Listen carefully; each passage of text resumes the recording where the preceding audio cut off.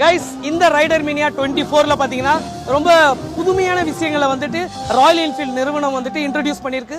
Example ஃபியூச்சர்ல வரக்கூடிய Royal என்ஃபீல்டுக்கான gears எல்லாம் இங்கே டிஸ்பிளேல இருக்கு. பட் பர்ச்சேஸ் பண்ண முடியாது, ஏன்னா அடுத்து ஒரு 2-3 வருஷத்துல வருதுன்னு இருக்காங்க. ரொம்ப விஷயங்களை வந்துட்டு இன்ட்ரோடியூஸ் பண்றாங்க அண்ட் காலத்துக்கு ஏத்த மாதிரி அப்டேட்டும் நடந்துட்டு இருக்குது. And you can just see how the festival is going on over here. நம்மளுக்கு பின்னாடி பார்த்தாலே தெரியும் எவ்வளோ ஒரு என்ஜாய்மெண்ட்டாக இருக்குது. ரொம்ப சில்லாக ரிலாக்ஸ் பண்ணி எல்லா ரைடர்ஸுமே வந்துட்டு ஆல் ஓவர் இந்தியாவிலேருந்து வந்திருக்காங்க.